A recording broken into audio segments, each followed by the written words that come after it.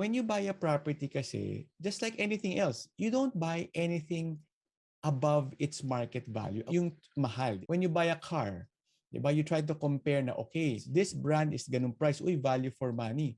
Uy, this car is a Benz. It's a Lexus. Mas mahal siya. Understandable. So yan yung range. What you don't want to happen is you're buying, let's say, a Toyota at the price of a Lexus. Parang ganon. So number one Yeah. is the price. It has to be within a range.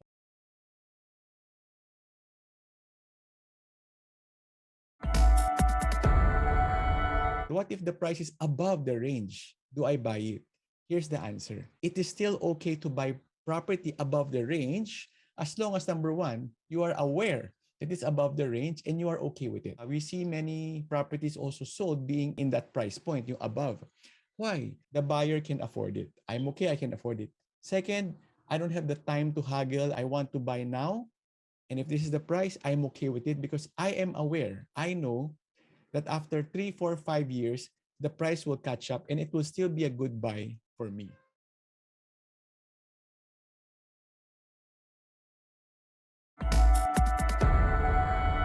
So let's say you have a purpose. I want to invest. I'm not going to live here. Do we start off with price na ba next? Or do we think of market ba next? Which brings us to the number 2 framework, market. If you are buying as an investor to rent out, diba? I want you to think, who is the market that will be renting out my condo or my land or my townhouse? So, sobrang dami niyan, Enrique. Sobrang daming range. Let me share with you. Starting in, let's say, a construction worker market, a factory worker market. That is a good market, di ba? If your property is beside a gigantic warehouse, affordable, budget-conscious property that can cater to 2,000, 3,000 workers. The SM, Landmark, National Bookstore, Robinson Supermarket, Tindera, the working class. That's also a market segment, and we've seen a lot of wealthy people catering to that market segment. If you play your cards right, should be a steady flow of market.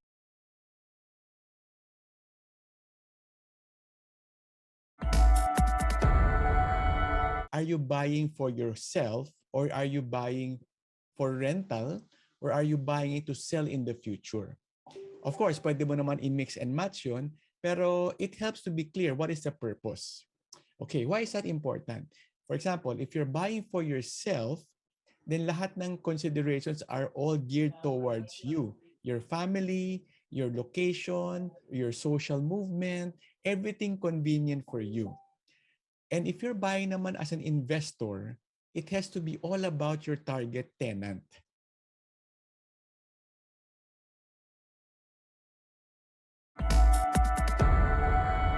So if your market segment is double income, corporate, with kids, usually kailangan mo na ng parking. You don't want to target a couple with 2 kids.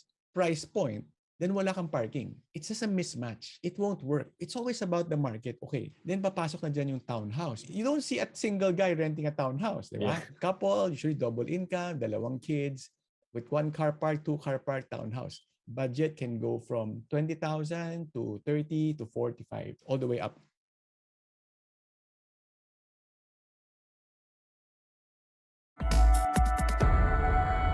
What is the meaning of a range when you buy a property? Pwedeng it's at the lower portion of the range, good deal. Pwedeng at the higher portion of the range, still a good deal. Kasi within the range. You just want to be aware na where you are in that range. For example, you're buying a house and lot or you're buying a lote, and then after mo i-gauge, uy, itong presyo na to is at the lower portion of the range.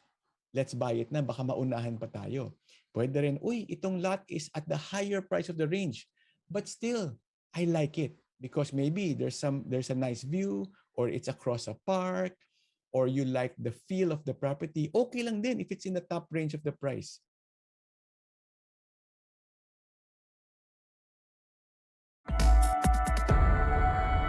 When you buy a property, you do the comparative analysis. You do this already in buying other things. Diba? Kunwari, you want to buy a laptop.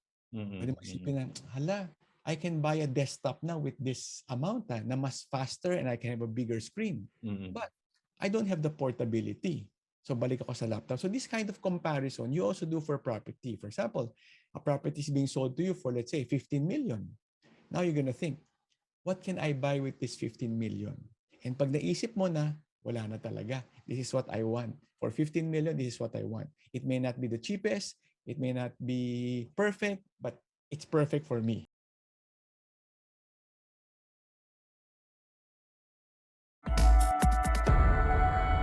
Yeah. If you are buying a property and you want to sell it in the future, you also have to think, who is my buying market in the future? For example, New Valley. I'm going to buy New Valley because in 10 years' time, I'm going to cater to the market who is unable to afford a Quezon City village. Remember, in the 1900s, Escolta was a center of business. When you were offered Makati, ang layo yun. Layo. Yeah, exactly. It's okay to move to farther areas, especially the air is cleaner there and the life is less stress. You don't need to always be in like a Metro Manila, in expensive Metro Manila, just to enjoy life.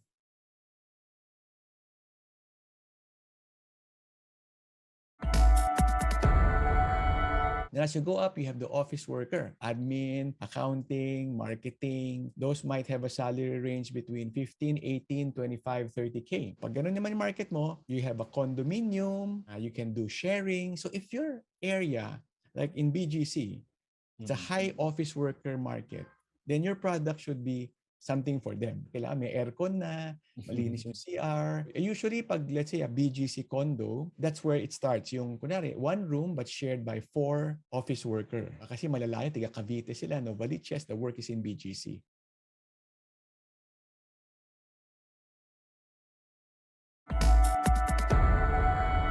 After the office market, the senior manager market, mas mataas ang salary nila. They can go 2-bedroom, 3-bedroom condo in business district. And then lastly, you go to the expat market. Lahat yan are opportunities. Nothing is better than the other.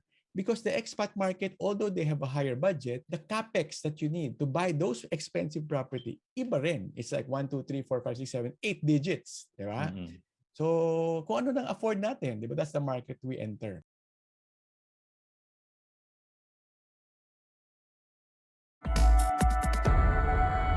The expat market, marami pa yan. It can be Indian, Japanese, Caucasian, Australian, junior, senior, ambassador level, di ba? Ang laki na ng range from 100,000 a month to 300 to 500 to a million peso a month. Then you have the ambassador, they will go for houses in Forbes Park, Dasma, because they need to entertain guests, they need bigger family hall and living room, party areas.